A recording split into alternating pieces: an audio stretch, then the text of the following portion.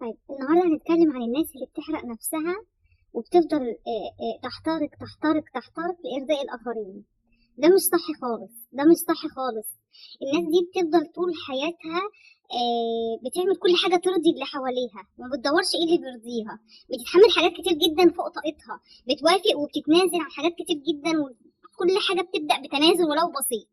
ببدأ بتنازل، بعد كده التنازل جاب تنازل تاني، التنازل التاني جاب تنازل تالت، واللي قدامي بقى حق مكتسب ليه ان انا بتنازل عن حقوقي ومبقتش اصلا حقوقي، بقى شايفها حقوقه.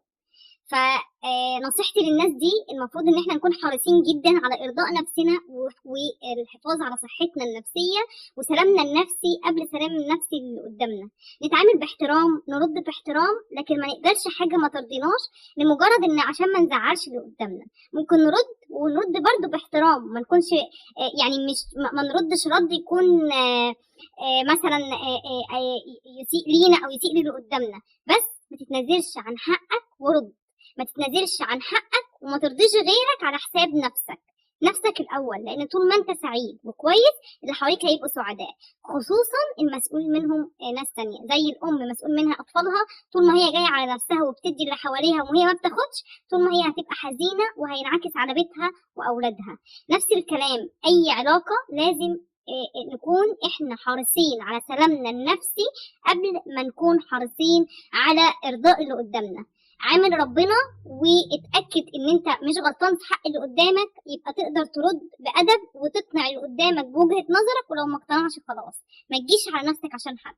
مفيش حد يستاهل في الدنيا انك تيجي على نفسك علشانه، ولو يستاهل النهارده بكره هيبقى حق مكتسب وهيخليك تندم وتقول يا ريتني ما عملت ده.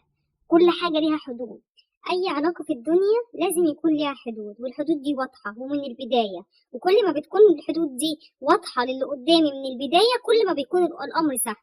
يعني لو هو ما تقبلهاش شوية شوية وبيتقبلها.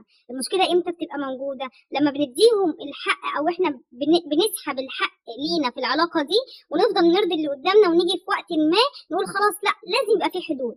لو إحنا حطينا الحدود دي من البداية الأمر هيبقى سهل علينا وعليهم.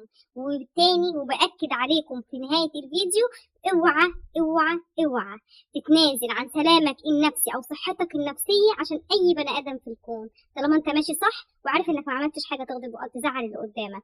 عامل ربنا وارضي ربنا وصحتك النفسية ونفسك وسعادتك قبل اي شيء.